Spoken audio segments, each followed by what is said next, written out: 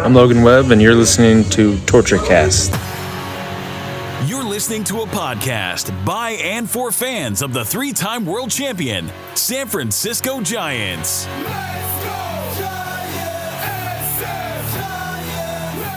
With hosts Chad King and Eric Nathanson. This is TortureCast.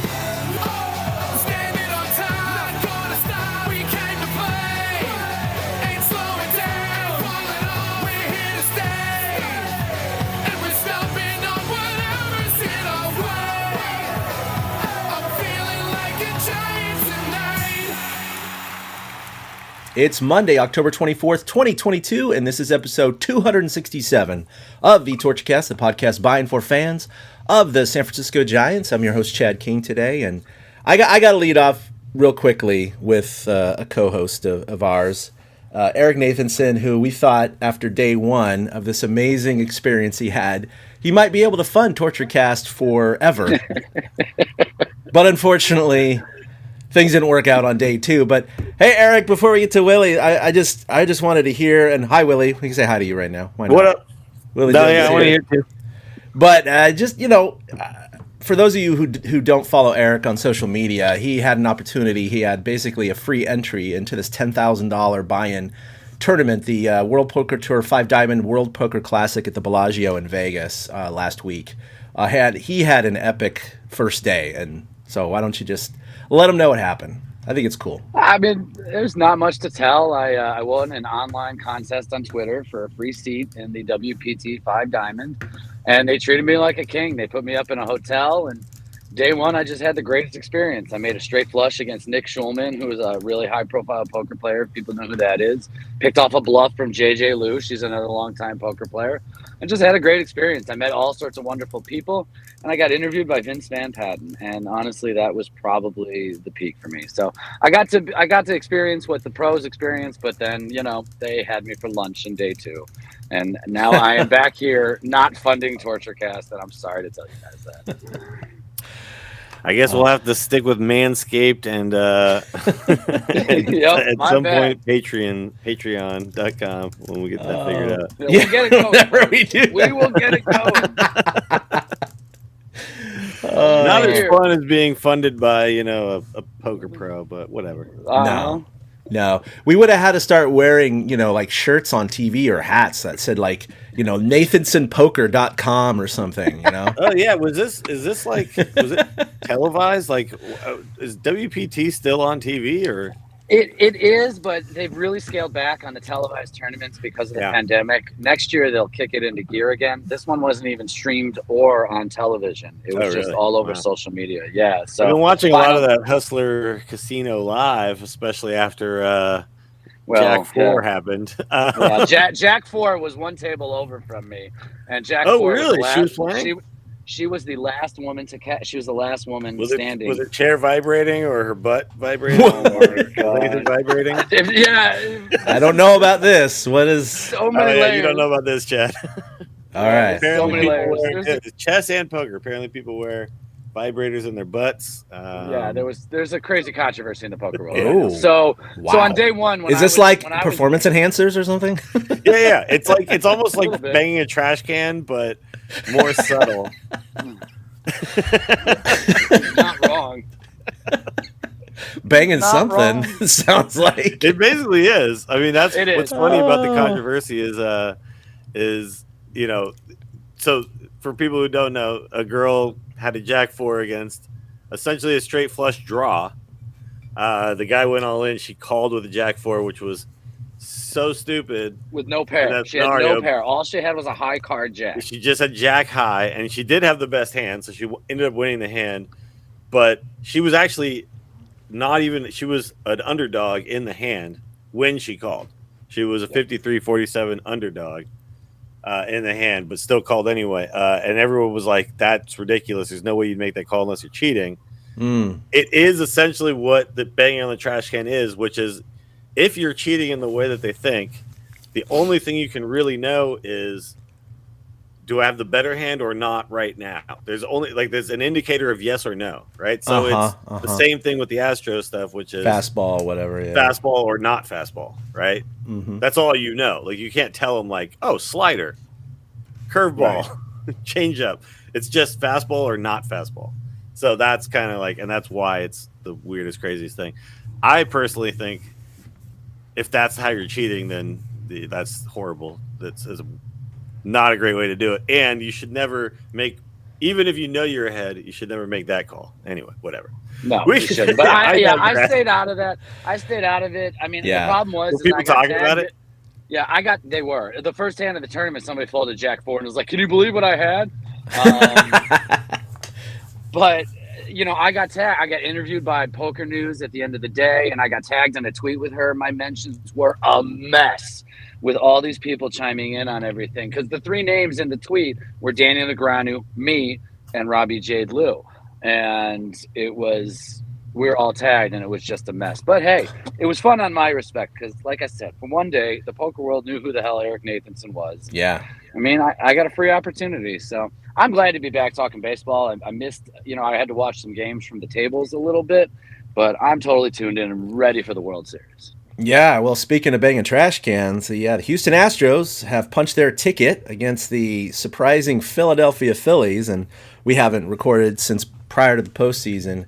Astros, look, we all expected that as a possibility. All three of us picked them to be in the World Series, so that's not a surprise. What is a surprise? The fact they haven't even lost a game. They're 7-0 in the playoffs so far. But hey, I mean, the Phillies, look, I'm not a big fan of the Philadelphia Phillies. I didn't honestly care if it was the Padres or the Phillies. But I got to say, guys, first of all, it was an unexpected NLCS, 5 versus 6. Dodgers, Braves, not there, that kind of thing, which thank you, Padres. We do appreciate you for that. But also number two is just the fact that Philadelphia got in as the last seed in the National League, and they had 87 wins. And here they are riding a hot hand, playing really good baseball at the best time. And to me, just as Giants fans, doesn't it bring back a little bit of 2014 when the Giants were also the last seed in the playoffs with 88 wins, just one more, and they ran the table? I mean, there's just a lot of, similarities to it. So, I mean, you guys surprised? You guys feel the same way? Eric, what do you think? Well, I see the similarity because if you also look at the Kansas City Royals from 2014, even though they were a wild card team, they went on a tear before entering the playoffs from the AL side of the bracket. Yeah. And so it's kind of similar in that respect.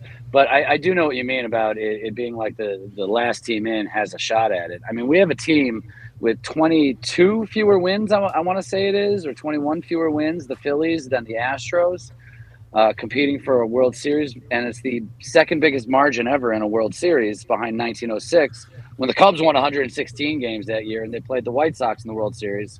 They were 23 games better, and the White Sox won the series.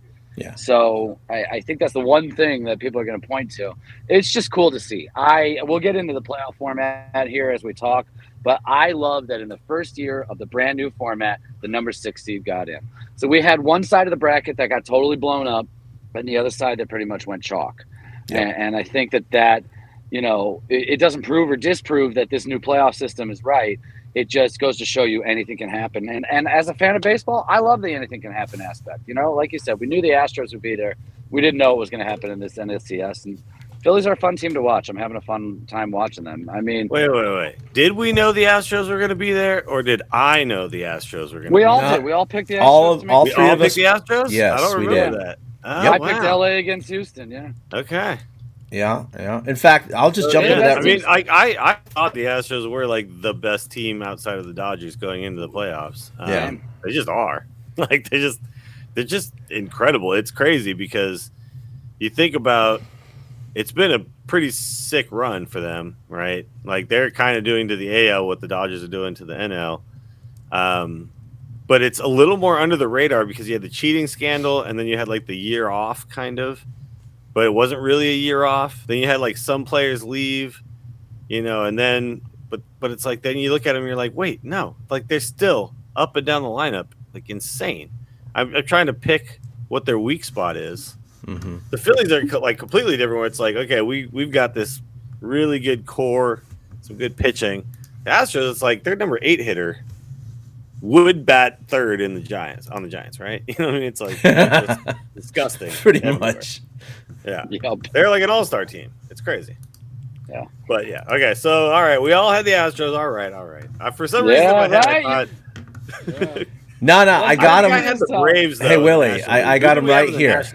Did anybody? I wrote everything down here, so I'm going to go over them real quick. Okay, so for the wild card, we had 4 choices, right? I only got 1 out of 4. The Padres. Yeah, I'm pretty sure we all sucked at this.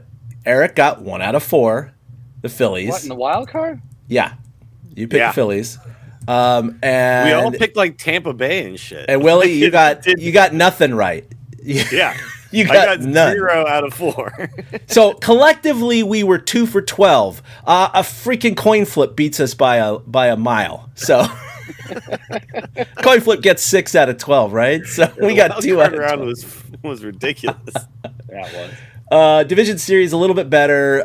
All 3 of us predicted Yankees and Houston. All 3 of us. So we got that one right. We did not, however, get the National League side right. Both Eric and I and Willie all went Atlanta, LA. So that didn't happen. Yeah.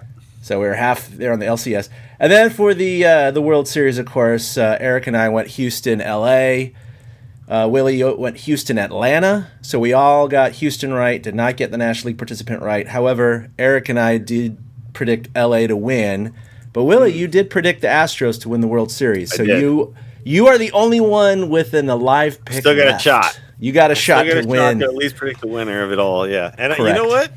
The Astros don't lose baseball games. So well, they haven't yet in the postseason. Like they're kicking ass, man. So if you're trying to tell me that someone's going to beat them 4 times, I'm telling you, probably not. Yeah, it's going to be hard. I mean, look at the Giants and the Tigers, 2012. Chad's trying to hold on to his predictions until later. He's trying to tease if he's going to pick Phillies. We'll come back. We'll come back to that later. I mean, look, the Phillies are red hot too. I mean, that series was awesome against San Diego. So, yeah, it was. Can we talk about for a second how much more fun the Phillies Padres series was than the Astros Yankees series? If you're not an Astros fan, right? If you're not an Astros fan, the AL series was boring.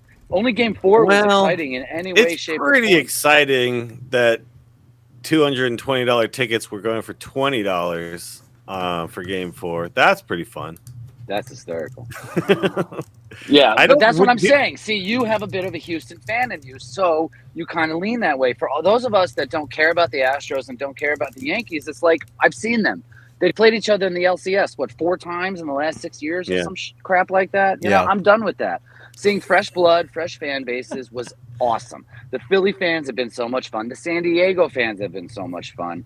And I loved having that refreshing kind of a thing. It was kind of like when the Twins and Angels faced off in 2002 to face the Giants or Cardinals in the World Series. You know, these 2 old school teams and these 2 newer school teams.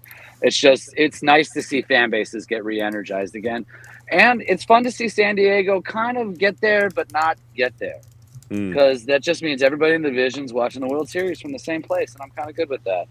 You know, as somebody who lived near Philly for a while, I'm kind of rooting for them a little bit. So, you know, it was just nice to see new blood, nice to see new things. You know, Bryce Harper, I mean, he finally had a chance to do something, and he's done something. Yeah. Now, Bryce Harper, honestly, for a guy who, I mean, look, he's always been a good guy or a good player. He just can we not hasn't always sign lived Aaron up to Judge expectations. And sign Bryce Harper instead? Or yeah. You have a time machine? Can you Damn go it. back? Oh boy. I had some great sources telling me that they were going to sign Harper at that time, but apparently it all fell through. My sources suck. Yeah, Chad, we all remember this, right? He was talking about how fun San Francisco was when he was here for the playoffs. Yeah. Oh yeah. No, he like tweeted and Facebooked about it, you know, pictures of the Bay Area when he came in. I love this place, all that stuff. It was like all these little signs that pointed to maybe he wanted to be here. But just going to go to the Phillies instead. I can't blame him. Look at that ballpark. Look at the hitters they've got with Hoskins and Schwarber and Real Muto and Harper and Castellanos. I mean, every one of these guys can put the ball out of the park in that park at any time. Yeah, tiny little Their park plan too. came together at the right time. You know, and it's always good to see that happen for a team. I might have been the only one here on the Phillies preseason. I picked them to make the playoffs. And, it was because of those guys specifically. I got Wheeler, it was because of those guys specifically. I got Wheeler and Syndergaard and Nola at the top of the rotation. Their plan came together at the right time. It really feels like a similar run to the Giants like they've had in the past. Very similar to something like 2014, like Chad said. But I just looked at the comments, and Brooks, you telling me someone's going to beat the 2012 Detroit Tigers 4 times? Yeah. Right, fair point. Fair point. That's why I brought that up. It's very similar. It is very similar.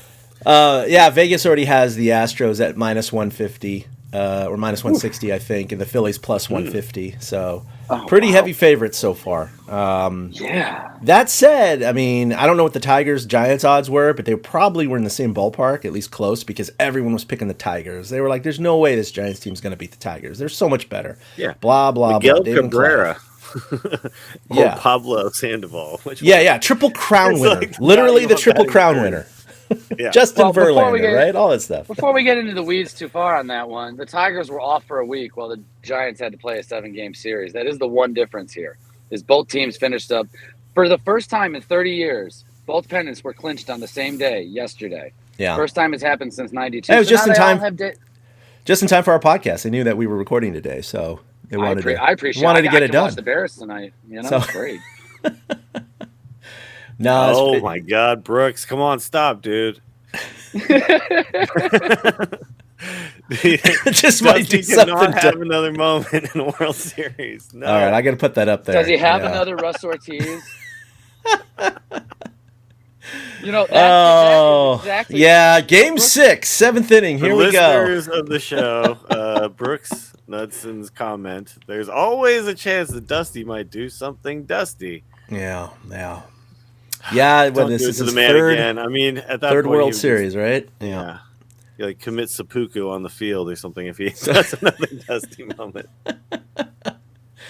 Oh shit! Well, hopefully, that doesn't happen. Okay. Let me just ask. Aside from the odds and who you think is going to win, Willie, who do you want to win? I think I know the answer because of our text with our obviously, buddy Ty. I want the Astros. My boy Ty. Exactly. I think Astros fans are, in a way, it's like it would be redeeming, I think, to win again. Because it's like 2017 has almost been, if you're a fan, think about if you're a Giants fan and then 2010 they go, nah, it doesn't really count. I'm sorry. Mm-hmm. Like all of your feelings, all of that good times you had, that was all bullshit. You should take it all back. You should not feel we it. don't have to deal with that feeling because our team didn't cheat, but you go ahead. Well, that's we don't know. But saying. With Barry Bonds, we have to people have to try to take it away from you and stuff. There's just, as a fan, that sucks. That sucks, man. You didn't cheat. I didn't cheat as a fan. I paid for every ticket for every game I went. You know what I mean? It's like that's one of the things about sports. Your hard-earned nothing money to do with it. Come on. You know what I mean? Like we don't have anything to do with the winning. We don't have anything to do with the losing. We don't have anything to do with the cheating. So for them, it's like, it would be nice for them, I think, to go, look, we actually were good. We're good now, and we were good then. That I think they want. So yeah, I kind of want to see it. The Phillies, though, I gotta say, it's a fucking sweet story, man. Because they haven't been there in forever. This is a completely retooled team, and I do think Bryce Harper is the kind of player who needs to put something like this on his resume, because he's not 20-year-old Bryce Harper anymore. So it's kind of time to win something, huh? So there's a lot, like both teams have a lot kind of riding on this, which is, I think, makes for a very cool story as far as baseball. Like, it was much more fun than like Yankees Dodgers. That wouldn't have been very fun. Oh, not for me anyway. No, MLB would have loved that, but yeah. Oh my God, not yeah, us. they would have gone crazy. Yeah. Well, we've had the Astros or the Dodgers in every World Series since 2016. So part of that reason, that's why I can't get behind the Astros. But you obviously know I can't get behind the Astros. I swear it doesn't matter. I don't care about anything. When I see Jose Altuve, when I see Alex Bregman, when I see Yuli Gurriel, When I see the Astros uniform, I see cheaters, and I always am going to. It's just the way it is, and I'm not going to get over it. I just can't. I can never put my I can't put my weight behind them. Dusty, I'm also gun shy with Dusty. You know, Brooks made the comment about Dusty making a Dusty moment. I'm still bitter from him handing the ball back to Russ Ortiz. Why are you screwing with the baseball gods? So that being said, I'm all in on the Phillies. I'm rooting for them 100%. Doesn't mean I think they'll win it, but I'm rooting for them 100%. They're a fun team. They're a good story. I've always liked Schwarber. I've always liked Harper, honestly. And I love their story. And I just, the Astros, to me, I just can never get behind them. It'll never happen as long as those guys are part of the organization. I mean, look, I'm not over the White Sox. Like, let's be real. So I mean, I get it. Joe Jackson. When I was a little kid, I was like, yep, you love Joe Jackson. It's only been 103 years. I mean, Yeah. You couldn't believe Eddie Seacott would do that to you. I get it, but like, you know, it's one of those things, you know. And, I mean, using the as telegraph fans- to do that shit. I mean, it's just horrible. And they tricked Joe. Joe was not a bright guy. Anyway. Honestly, though, let me ask you this, Eric.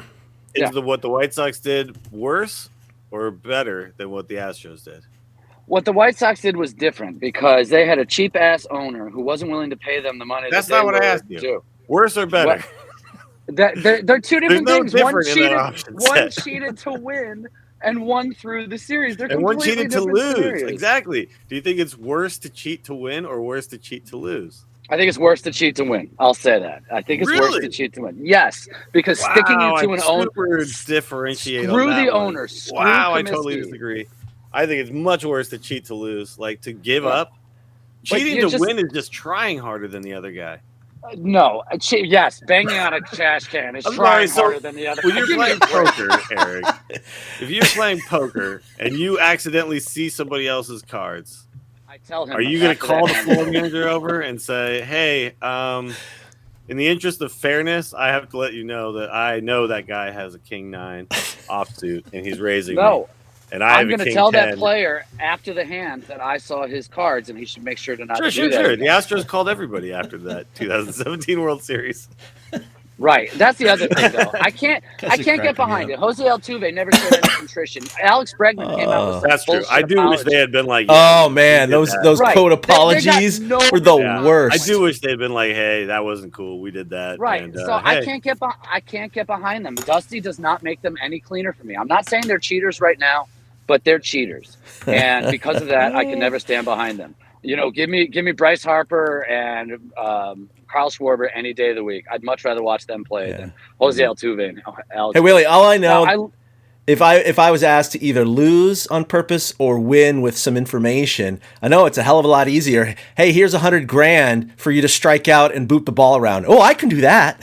wait, True. here's a It is fastball easier. coming. That's why I think it's worse. It's like, oh crap, I still have to hit it. But see, that's why I think that it's not as big of a deal, because back in the 1900s, these guys were getting paid peanuts. They were getting paid and nothing. saw No, it- they obviously. Right. Yeah, I understand the reasoning behind it.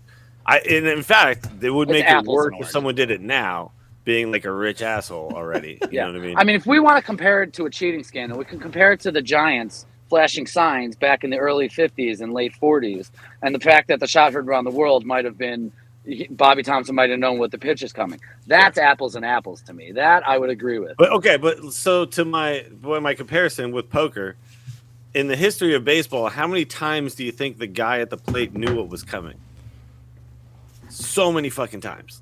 Yes. There's been a million ways and different times where people have gotten that information. But it's no different if hitter it's a had guy ever on. stepped out of the box and been like, hey, guys, I know what's coming. This is not fair. I need to step out of the box, do a different sign, a different pit. Like, no one's ever done that. They've all stood Yes. in. Because their And guy then on hit the second home run base if they was could. relaying the signs, not some fucking camera in the outfield to somebody in the dugout. No, I know, going, but bang, you bang. understand what I'm saying. Nobody who's ever had the information has ever been like, whoa. They've all taken the opportunity to do the cheating to try to win. And That that doesn't moment. make it right. I'm not saying it makes it right. What I'm saying is this is what people do. Like, this is, you know what I mean? Like, when they have a chance to try to win and they get a little information and they get a little inside edge, they always do it. So we're never going to come down on the same side of this, Willie. but I mean, you think the Astros guys did it, but you're going to root for the Phillies, where you don't even know if they have or not. That's what I'm saying. Right. Like, You're right. I don't know. You know why? Because I'm sure Bryce Harper has been tipped a pitch before and stood in there and swung at it. Do you know what I mean? Yes, but Mike Fiers didn't come out and say, "Well, look, the reason he's getting tipped by a pitch is because that video came out." I do. I mean, if a guy on second sticks his arm out for fastball, that's different. Oh man, this is awesome! Like Brooks makes another comment here. The entire country outside of Houston is rooting for the Astros to lose, save for some big Baker fans. I think that's probably pretty accurate. I mean, I myself, I don't come down quite as hard as Eric.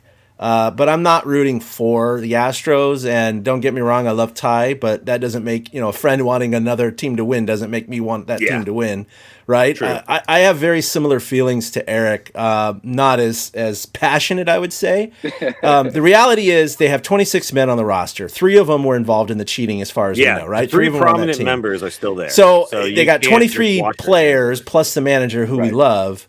Not involved in that cheating scandal. So, I mean, the label on the Astros as a franchise still carries weight for me until they purge the entire organization of every single person that was on that roster and in the front office during the cheating scandal. That'll be when I can go, okay, they're clean again. Not that they're cheating now. It's not that. It's that I don't think they should ever win again. Just my opinion. Not that they should be restricted from winning. I just don't want them to win. I don't want Alex Bregman and Altuve and Gurriel to win because they had no contrition. They did not admit they were wrong. They did not admit they were cheating, and they still don't to this day. They had that weird pseudo apology, but it wasn't an apology. It was just like, we're here. It was before spring training a couple years ago. We're here. Everything's in the past, and we're just going to move forward. And it's like, you didn't admit anything. You didn't say, yeah, we did it, but you know what? We did whatever. So Altuve also is hid behind this whole I didn't really like it though thing too, which bothers me because it's like, bruh, you were on the team, man. If you didn't like it, you could have said something. You could have said if something. you're the 4th man on a bank robbery crew who gets forced into robbing I just drove a getaway car. Yeah, I was the driver, and I took a cut of the money at the end. But that's they're all still I going to did. bust you for robbing the bank. That's what it is. I mean, that's the other I thing. didn't shoot anybody. So many that Giants me. fans are trying to pull for Dusty, and I get it. Dusty is very well loved, but I'm going to sound like a dick here. What did Dusty ever do for us? Well, he won a bunch of baseball games. Got us. What did he do? He won in 1993. He won in 1997. He won in 2000. He won in the World Series. You're right. Right. No, he didn't win it. Well, Russ Ortiz. But, he made some mistakes. Felipe Alou ever do for, or you know what I mean? What did a bunch of guys ever Roger Craig never won a World Series, so fuck him, right? I know. I'm just saying I don't need to go all. I don't need Willie. I'm just saying Dusty's not enough. You know what I mean? That's what it is. Dusty's not. Just well, dude, unless you give me 3 titles, I don't give a shit about you anymore. I love Dusty. Dusty was a beloved figure in the Bay Area. I love Dusty. So you get what my point is. I may have said it wrong, but you get what my point is. I know. What has he done for us?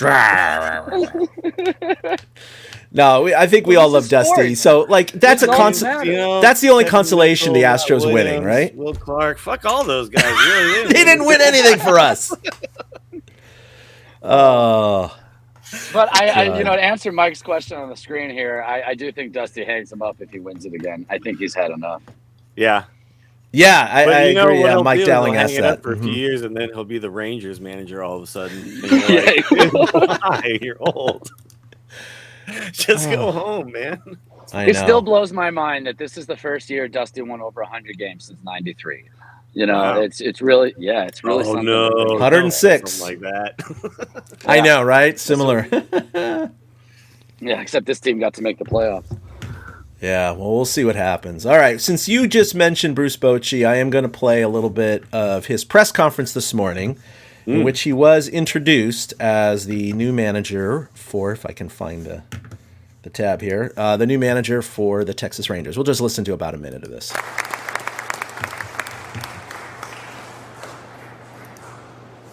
I mean, it's Bruce Bochy. He's not going to have much to say, right? He's basically, yep, I'm the manager. There he is with the jersey. This is kind of funny. Radio, by the way. We should get to the part where they actually talk, probably. Yeah, sorry. I should have fast-forwarded that a little bit. I was doing it for the imagery here. We'll go ahead and do that. 15. We'll just get him talking a little bit. It had to be the right fit. And after our many conversations that CY and I had, CY, that's Chris Young. We talked many hours about the team and the culture that he wanted to create. And I was in. I could see it. I like that he's still just an awkward old man. You know, passion, I love that about Bruce Bochy. He's like doesn't really know if he's close enough to the mic or not. And bringing winning baseball back to the Ranger fans. So I was all in on that. And then I had a chance to chat with Mr. Davis, and he shared the same vision, and the rest of his staff. And what I really appreciated was how connected they were, and the same overarching theme was. All right. Well, he goes on to talk. If you guys want to check that out, you can find it online. Just Google it. But it was interesting just to see him, talk. He talked about 5 minutes or so before questions came through, and it was kind of standard answers. This is where I want to be. I got the itch. He said the biggest hurdle was his wife. Was convincing his wife to join back in. But what has he been doing since he left the Giants? Has he been coaching, or do we know? Like, I haven't really kept up at all. He's been at home with his kid. He moved to Nashville after he left the Giants to be closer to his grandkids, and so his wife and him have just been living that quiet life for the last few years. He's been watching baseball from afar, and he said that was part of it. Is he's been watching it so much that's what's giving him the itch. Yeah. And that's why he had to convince the wife. So they had basically retired to Nashville. Yeah, you without Googling it yourselves, guys, because I Googled this the other day when I found out this news. Maybe you've Googled it since then too. How old do you think Bruce Bochy is? 68, 67? He's 68. 67. Yeah. He'll be 68 during the season next year. Yeah. I mean, he's younger than Dusty. That's not like old man status, really. But it's also not spring chicken. Like, you're starting a brand new thing here. Yeah. Because he was with the Giants for good run. You'd assume. I hope it's not just like, oh, I'm in for the 3 years and then I'm out type of thing. I like Bruce Bochy in baseball. So I don't know. 3 years of managing the Texas Rangers, I think he's going to retire. That could kill him. I think that might happen. How old is Tony La Russa, by the way? That guy. Yeah, he had 140. He needs to go away. 45.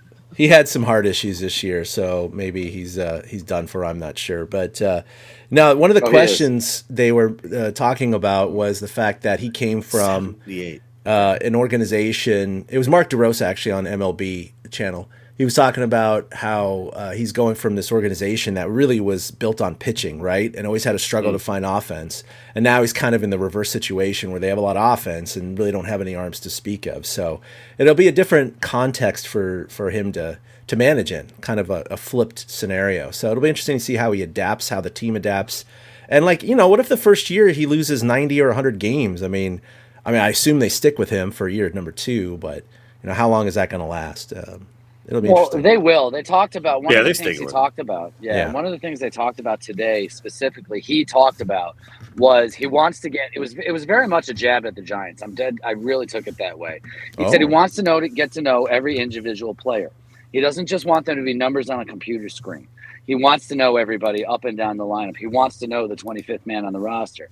He's looking forward to developing people, not necessarily spreadsheets. And I thought that was just, that's not the exact quote. Yeah, but that's something what like that. Talking about. Yeah. So, it really also goes to show you that, while he may not have technically been forced out of San Francisco, Dusty saw the writing on the wall and left. In my opinion, that's still being forced out because management chose to go a different direction. And he said, this is not the direction I want to go. Right. I mean, the moment Bruce Bochy got hired, Flan was out there on social media going, they better lock those analytics guys up in the corner. So, Bochy's going to have to adjust to some new things, but he's definitely going to still have that old school managing style. Yeah. I think, look, he's, like I said, 67, spring chicken, young man. He can adapt. It's Bruce Bochy. He'll be fine. Yeah. I think he'll take, numbers he's given and use them in situations, but we're not going to see fucking line changes like we see for the Giants. We're not going to see. No, yeah. We're not going to see anything. But also, he's a lot more hands off about a lot of stuff. Like he kind of, lets other people run certain things. He was always like the genius with the bullpen kind of guy. But I think all managers at this point, it's like, look, I'm here to kind of run the ship, but I got guys who decide when people come in and out for me. Yeah. To be fair, who got screwed in all this? You know who screwed up the most in all this? The Los Angeles Dodgers. If you had fired Dave Roberts and thrown gobble money at Bruce Bochy, I'll bet you anything. Bochy takes over that team. Bochy takes the Dodgers 15 World Series in a row. Oh, man. I mean, that's what they're missing. Roberts' moves have hurt them in almost every postseason. They have. Yeah. You put Bochy on the Dodgers as the manager for the last 10 years, they have 7 or 8 titles. Right. That is the number one complaint amongst Dodger fans and friends that I know. Absolutely. They think Dave Roberts is a great guy, blah, blah, blah. He can manage a regular season team with this much talent. So nice. Great, wonderful. Gets to the postseason. Such a nice boy. He's such a great guy. But during the postseason, he pulls the wrong strings every single time for these Dodgers fans, and they're sick of it. I mean, 9 out of 10 NL West titles, and they got one half-season, third-season World Series championship to show for it. So yeah, they're frustrated, and that would have been something. I don't know if he would have ever done it, even for $20 million a year. What are you talking about? Boy, everybody would have done it. Look at this roster. Are you kidding me? Ray Charles could manage that team better than Roberts at this point. That's. I was screaming at the television when the Padres beat the Dodgers. I said, "That's it. I'm done picking the Dodgers to win it all. I'm done picking them to go deep as long as Dave Roberts is their manager." Yeah. I feel the same way as Dodger fans do now. I'm like, fuck that guy. There's a lot of fuck that guy on this show. Oh, yeah, there is a lot of passion. I love it. Bring it. Season's over, though, guys. I know. Let's do this. Let's do this in July. Like All-Star break passion. Where is it? Oh my God, we were too busy crying in July because of how bad the Giants were. Now, I think none of us are surprised that there's been rumors for a long time. Even after he retired, we were like, he's going to be back. He's going to be back at some point. We knew he wasn't going to be done. But just thankfully, it's not with a team that is in a direct competition with the Giants. It's not even in the same league. In fact, the Rangers do visit because now we have the new schedule. Remember, guys, the new schedule, every team plays every team now. It may not be, it's not a home and home or home and away or whatever. But this year, the Rangers do visit Oracle Park August 11th through 13th. And so that is going to be some fun stuff when they come into town. I mean, obviously, Bochy's going to be treated like a king. It's going to be great. Hopefully, the Giants sweep them.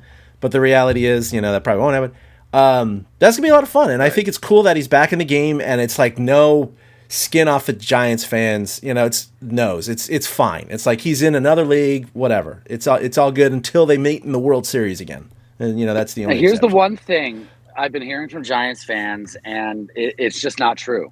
The Giants did not make a decision between Bruce Bochy and Gabe Kapler. They just didn't. Exactly. You would, Mike. Any of us would. They didn't make a decision between Bochy and Kapler. Bochy announced that he was going to leave while Kapler was still the manager of the Philadelphia Phillies. Yeah. So it's not like they said, "Oh, okay, great. Now we can go get our guy instead of you." They didn't even know Kapler was going to be available at the time Bochy stepped aside. So it's not like they chose Cap over Boch. It's just that Farhan got the ability to choose his own guy, and Kapler happened to be available at the end of the season. But to think that Gabe Kapler stole Bruce Bochy's job, that's just a fallacy. Yeah. And I've been seeing that a lot. And I don't know if it's these young kids who don't really fully understand what happened 3 years ago or what, but that's not the case. It's not how it happened. Gabe Kapler did not force Bruce Bochy out. Not one bit. The Giants did not choose. He wasn't even in the organization. Yeah, that's right. I hate that take. It's like, do your research. And I'm just saying, look I've at the been seeing timeline, this take over and over. Yeah, that's why I addressed it, because I've been seeing this take over and over again. It's just not the case. It's false. It's just there's no equivalence there. No, it's dumb. It's dumb. Yeah. All right, well, let's talk about another piece of news that happened last week. But, of course, Scott Harris, the former GM who worked with Farhan Zaidi for the Giants, left to become the president of baseball operations for the Detroit Tigers. So the Giants have since replaced Scott Harris with Pete Putila. I always don't know how to pronounce it. How do you pronounce it? Do you guys know?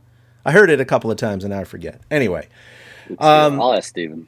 he is only 33 years old, so he's one of these young, phenom executives that seem to be a trend over the last 10 years in baseball. But he was in the Astros organization for 11 years, working up through the ranks. He actually did play high school and college ball, realized he couldn't make the pros. Was a huge Pirates fan growing up, and he ended up getting into an internship in baseball operations, an unpaid internship, and kind of just worked up from there. The last 3 years, he was the assistant general manager for the Astros, and so apparently he's very big and experienced in player development, which is, of course, numbers and other things like that. So he's right up Farhan's alley. And so he's going to be the new, GM for the Giants. And I have no opinion on the guy. Obviously, he has a good track record with the Astros, but the Astros, wasn't just him that, delivered them to 6 straight LCSs or something like that, right?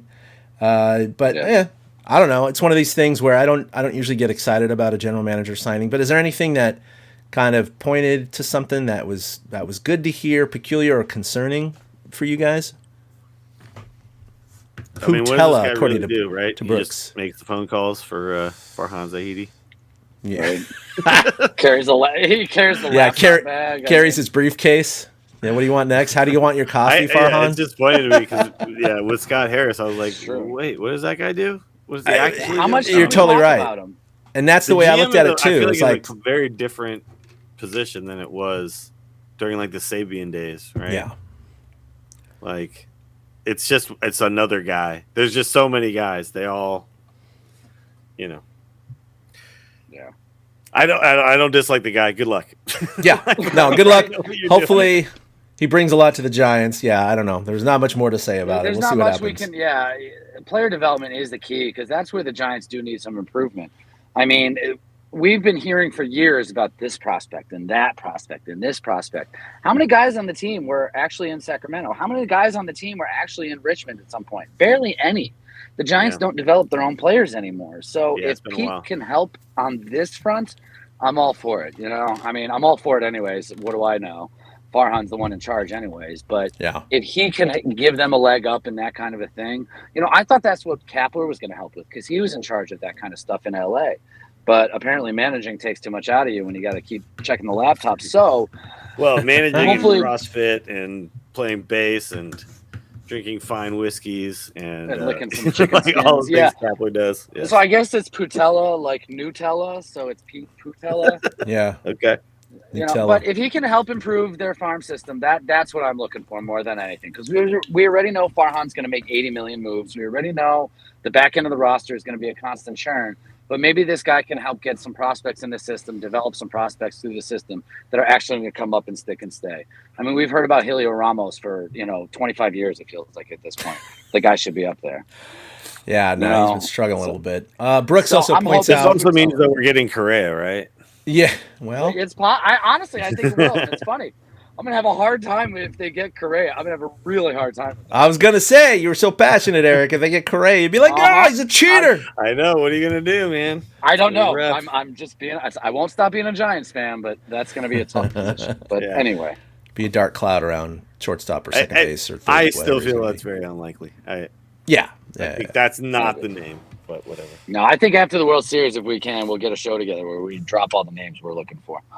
Yeah, Brooks just wanted to point out from Bags that Ron Wotus apparently is still going to be as a role as a Giant special assistant and will not be going out to Texas with Bochy. So, I didn't expect that. I mean, I know he's his good buddy, but it would be like a really good buddy movie. Bochy just put the band back together. Yeah, it's like Batman and Robin here. It's like come on, what's going on here? And calls up Flan, Flan with the guitar over his back, boys, bag of weed, one more ride. Yeah, one more time. We're going to Texas.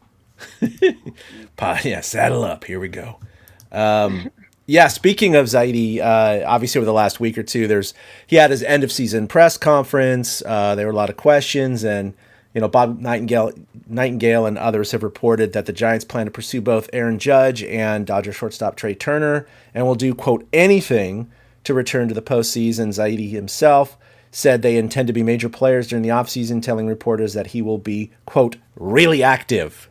Again, they've just always been the bridesmaid, right? I mean, they're gone in, quote unquote, with guys like Bryce Harper and others, right? Chad, and it just never make it to the finish line. But it's like, do they want to just show like, hey guys, it's like kind of like, hey guys, we tried. And are they getting political willpower or like credit from that? And it's like, no, like, I don't care that you were number 2. You got to land some of these guys. You have to. I think Chad, you might have the same kind of like PTSD that I do, where when the Niners just got McCaffrey, you were like, what? Yeah. We did something? I was like, huh? Like a cool thing? Especially trades in the NFL, which are so rare. Yeah. Yeah. But yeah, it's like for so many years, it's like you hear about maybe this guy this time, maybe this guy. Never. It's never that guy. We don't ever get the guy. No. Yeah, so. we got the guy once, and it was a very similar situation in the sense that he was going home. I think, though, that they are just saying words at this point. We need to see some action. We need to see somebody sign that's not going to be the 25th man on the roster. We need to see somebody sign that's going to be the top half. And hopefully they'll lean towards stopping platooning a little bit, because players aren't going to want to come here if they know they're going to platoon.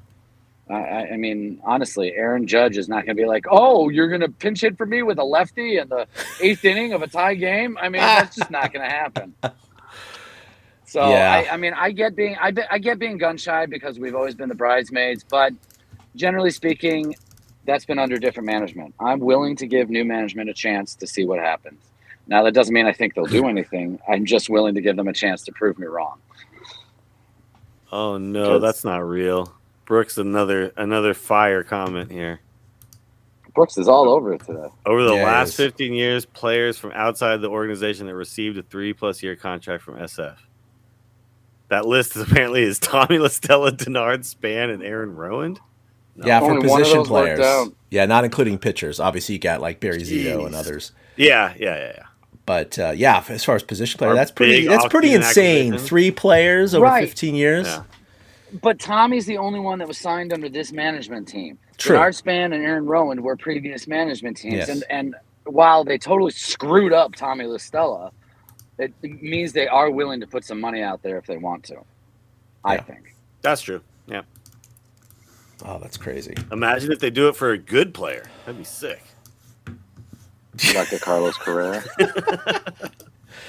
Oh man, we'll see what happens. Yeah, right. That's why I say we got to do a whole different show about that, because we'll get into it on some of these guys. I know. That's what the hot stove is for, right? When all this stuff starts percolating. And Aaron Judge was asked right away after they lost Game 4. They got swept by the Astros, and he just basically, no comment kind of thing. I mean, he said something, but there was no inkling. It was just like, yeah, well, we couldn't work out the extension, so now I'm a free agent, and we'll just see how it goes. And that's it. He just kind of paraphrasing that, but. As far as postseason awards, we'll see what happens with the rest of baseball. But not surprisingly, no Giant was nominated for Gold Glove. And with the worst defense in years, that's not shocking. Not shocking at all. Yeah. Yeah, nobody stood out anywhere. I'm sorry. Nope. Brandon Crawford had some sweet plays, but he also booted a lot of balls. And exactly. Yeah, he had not the best year defensively. Yeah, he still can get to it and had some great plays, but he just wasn't as consistent as he was in the past. So I know some Giants fans were shocked and surprised by that, but when you look at the analytics and the numbers, it bears mentioning that he shouldn't have qualified in the top 3. So that's not very surprising at all. So what are you gonna do? Where do you guys fall on the MVP argument? Is it definitely Judge? I mean, this is kind of an interesting one, but do you think that a pitcher / batter, that's just enough, even if both seasons were not the best in each category? Well, one team made the playoffs, one team didn't. Yeah, to me that's the big thing. One team is good and the other team sucks ass. Yeah. I'm sorry, man. I get it. To a team that didn't even make the playoffs. Yeah. Now there've been MVPs in the past. Yeah, I mean, there's been MVPs in the past that didn't make the playoffs, so it's not like you have to make the playoffs to be the MVP. But I think most writers kind of use that as a barometer, at least kind of a first blush. It's like, did they make the playoffs? No, well, I'm not really going to consider it.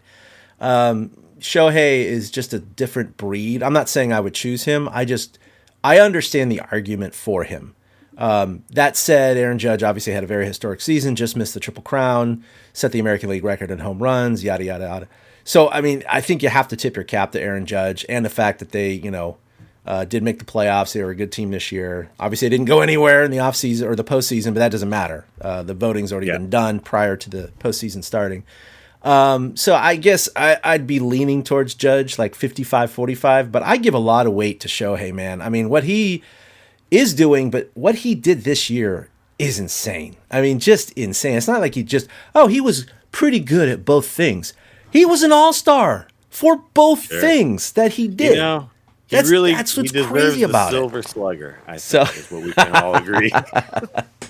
the best hitting pitcher of the year. That's right. That's all he'll get from this year. He had a better year for a thing that doesn't exist anymore, right? Silver Slugger for pitcher. The difference between this year and last year is Aaron Judge. That's the only difference. And it's a narrative-based award. And as well, it kind of should be. If you just go by the numbers every year, Michael Jordan would have won 12 straight MVPs. I'll never forget 1993 when Charles Barkley won the MVP. And we're all like, what the hell? Michael got robbed. And the writers were like, well, it's just obvious he's the best player in the game. We don't want to vote for him every year. And I think that's a little bit of what's going to go on here. Yeah. When somebody has a great year, a narrative-driven year, like Judge set in the American League record in home runs, it's worth looking at the MVP for that. But if Shohei has this year again next year and nobody comes close to having that big of a narrative, it's Shohei all over again, as well it should be. He is the best all-around baseball player in the game right now, and I think we all just know that. Yeah. That's true. That's a better way to ask the context of the question. I think if you asked, especially Yankees fans, right, but certainly a lot of writers, who do you think should win MVP? Oh, I think Aaron Judge because the playoffs, 62 home runs, almost triple crown. Okay, let me ask you a second question. Who do you think is the better baseball player? How can you not say Shohei Ohtani? I mean, you can't. I mean, how could you not even say Mike Trout's a better ball player than Aaron? True. If they went one-on-one in baseball, Shohei Ohtani would win. What if they had a hitting, fielding, and pitching competition equally weighted? Who would win? Okay, that's a tough one. The NFL? Have you guys seen skills competition? The Savannah Bananas, they have their they're coming to San Jose. They're coming to San Jose this year. I was gonna say they're coming to San Jose this year. Doing a tour. We gotta go. Yeah, dude, I want to go. I can't remember what date. It's June or July or something. It's somewhere in the summer, but I totally want to go. I'm in. Yeah, yes, I'm in for sure. All right, cool. That'll be fun to watch. Good shit. Let's look into that. Text me. I just saw the announcement and I was like, oh hell yeah, they're doing San Jose and where else? Sacramento or something like that. I don't know. Multiple days in California. So yeah, that wouldn't. I know they'll also be in Richmond against them at some point, but that's the other side of the country. That doesn't matter. Yeah, dude. Let's do this. Let's do it. That's awesome. All right, 10 years ago today, something pretty monumental happened. Let's go. And I'm going to go ahead and play the clip of what happened 10 years ago today. The count's 0-2. And Sandoval hits it into center. Back at the wall. Goodbye. 1-0 Giants and a home run by Pablo Sandoval. That was a no-doubter. The 2-0. Fly ball. He kind of did this. Back at the wall. He's homered again. Wow. And then the next one, I didn't think it was getting out. That wasn't even a strike. I didn't think this was getting out. And all of a sudden I was like, oh. Pablo Sandoval with a 3-homer game in World Series game number 1. Just crazy. That was 10 years ago today. What the hell, guys? I remember exactly where I was and what I was drinking. I was doing that's nuts. Did you have your rally? I was not at Sloppy Joe Zeke's for that one. No, that was at my place in Lower Haight. But I remember we had a bunch of PBRs in the living room.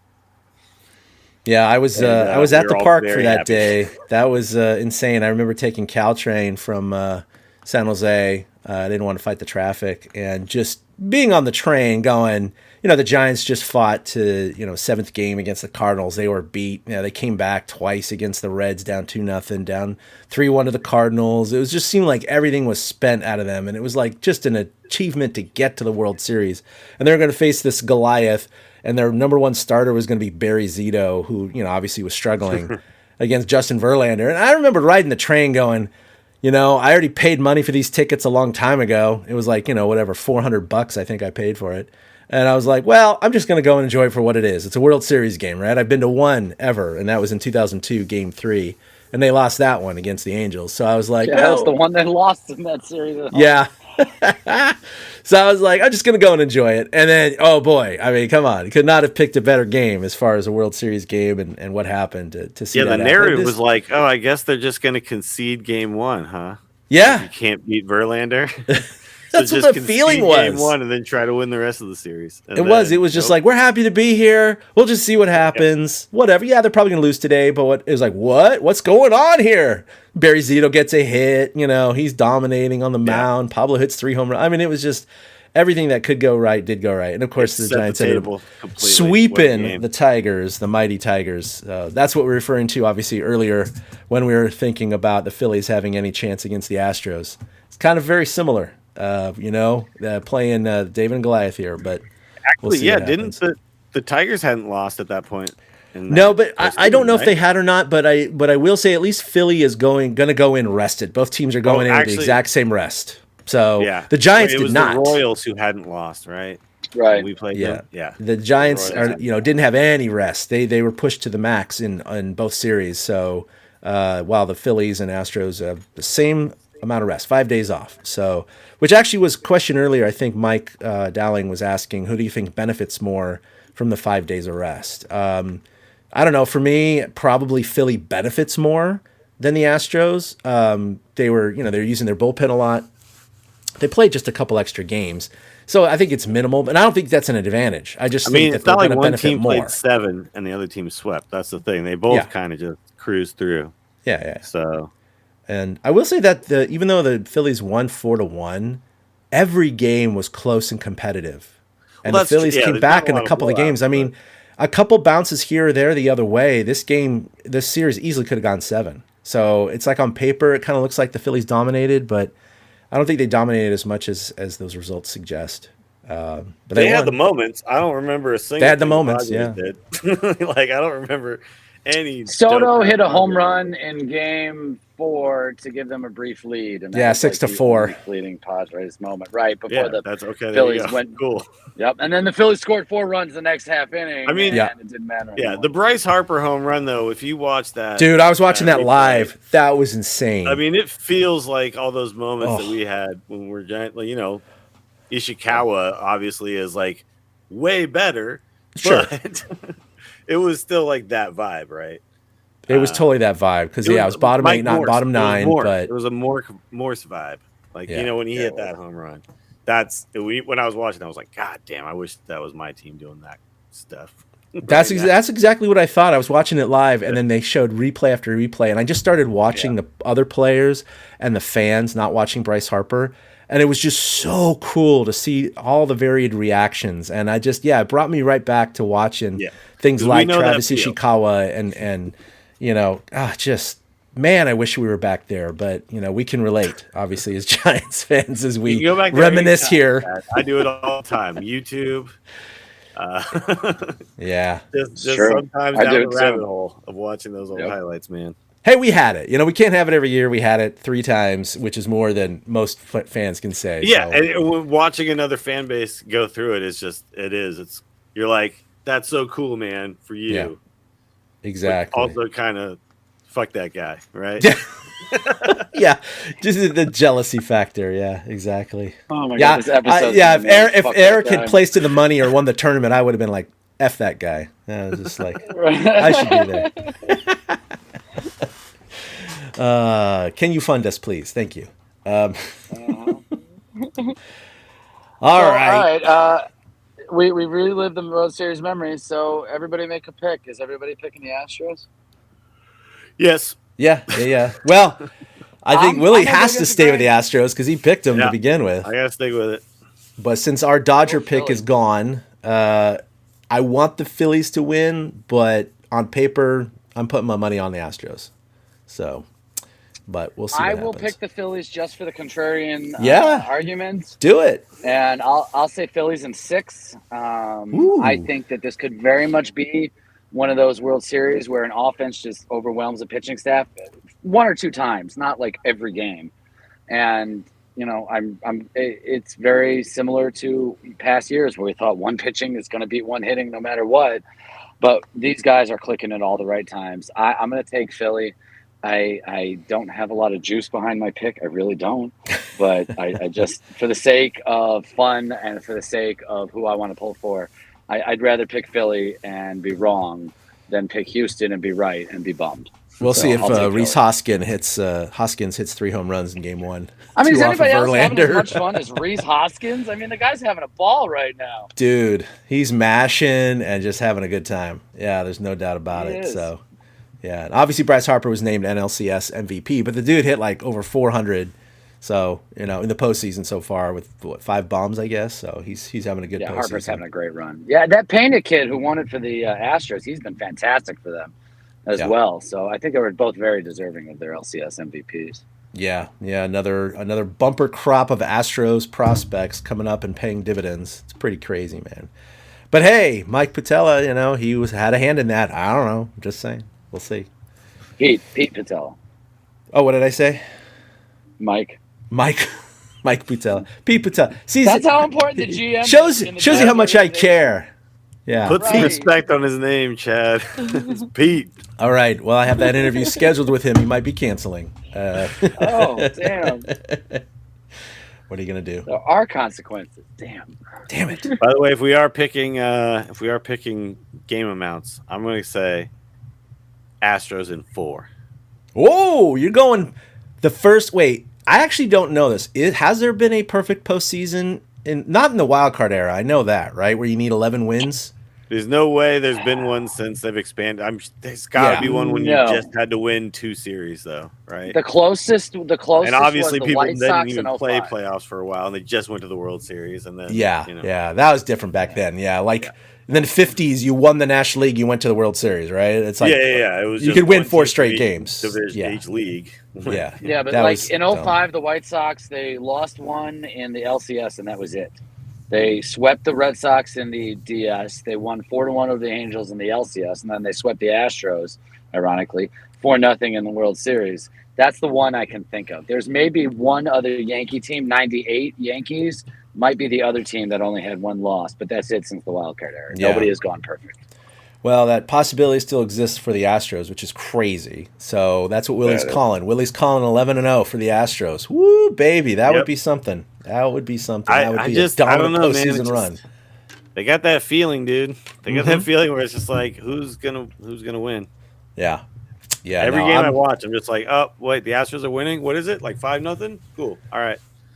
Phillies are going to have some magic. They're going to have like some Zach Wheeler shutdown game or something like that. So I think it's going to be Stros in 6. Maybe even 5. But Bryce Harper's going to have another Bryce Harper moment, and Schwarber's going to do something. Yeah, okay. I mean, he might have a few. These guys are full of bombers on the Phillies, and the Houston ballpark is a great ballpark to hit in. Both of them. Yeah. Oh, they'll hit home runs. Yeah, it's just the Astros. Right. So I kind of have a feeling. I don't know. I feel like the Phillies will out homer them by the end of the series. I do. Wow. All right. Okay. Yeah, we'll do that. Okay. I'll write those down. Wait, Chad, make a note so we can talk about it next time. Yeah, exactly. Philly in 6, right? Okay. One thing we can say for sure, there's just going to be a lot of home runs. Yeah, there are. There should be. This entire series. Yeah, there we go. It's going to be pretty fun. Gonna be fun. All right, speaking of fun, that was a good podcast, guys. Thanks for bringing the energy there. I love the passion. We got to do this in July. That'll do it for episode 267 of the Torchcast. You can follow us collectively at Torchcast on Twitter, like us on Facebook. Follow us individually at ChadK21 for myself, at 2OutHits for Eric. That's with the number 2, and of course at Willie Dills. You can email us if you have any segments, questions, comments, whatever, at torchcast@gmail.com. Of course, if you don't turn into the live stream, which we always do, we try to do on Monday afternoons around noon Pacific, 12:15 on Mondays. We do have the podcast, of course, wherever you get your podcasts. Willie, got anything going on right now? No, just excited to watch this World Series. I'm going to go down the rabbit hole later this afternoon and watch some old highlights of Giants stuff. Now that we talked about it. And maybe I'm going to go watch some Barry Bonds highlights too, just because, I like a cheater sometimes. Yeah. I can enjoy it. Yeah, you like the cheaters, baby. I will fully admit that I definitely said out loud the other day, now I get how everybody feels towards us with Barry Bonds, the way I feel towards the Astros. Yeah. Doesn't change how I feel, though. That's true. No, you understand why they feel that way, right? There are plenty of people who do not recognize Barry or McGuire or Sosa as holding the home run record, right? They think now Judge is 62 and that's it. So, yeah. But you know what? I'm a human, and humans are complicated, individuals. There's gray area. We can have it both ways. Everywhere. Lay off, all right? The world is not black and white. The world is not black and white. Oh, True. that's awesome. True. Anyway, I'll have Coffee in the Cove. It's back on Giants Chatter. We're doing it weekly. We will be recording or streaming Sunday morning. So we'll talk about the first 2 games of the World Series, relive some Giants memories. I know I have Robbie Lewis locked up for next Sunday. I'm hoping Charlie Baldwin will join me as well. And then we just opened up another show on Giants Chatter, called Chatter Up, which I may get you guys involved in at some point as well when we're bringing in some outside people. So head over to Giants Chatter. We got a lot of stuff going on in the offseason, and there's going to be a lot of writing happening soon. We're in discussions about that right now. So, like always, Giants Chatter and Coffee in the Cove, Sunday, 9 a.m. Awesome. All right, well, that'll do it. We'll be back with episode 268 sometime shortly after the World Series. Keep your eye on social media. Depending on how long the series go, that's when we'll record. Until then, for Eric and Willie, this is Chad signing off. Have a great week, everyone. Boom. A big thank you to everybody for listening to the Torture Cast, the podcast by and for fans of the San Francisco Giants. Follow us on Twitter at TortureCast. You can also like us on Facebook or check out our blog at torturecast.com. I also want to say thank you to Ashcon and Bailey for letting us use their song Feeling Like a Giant for our intro. For Ben Lee and Chad King, my name is Willie Dills saying, we'll see you next time.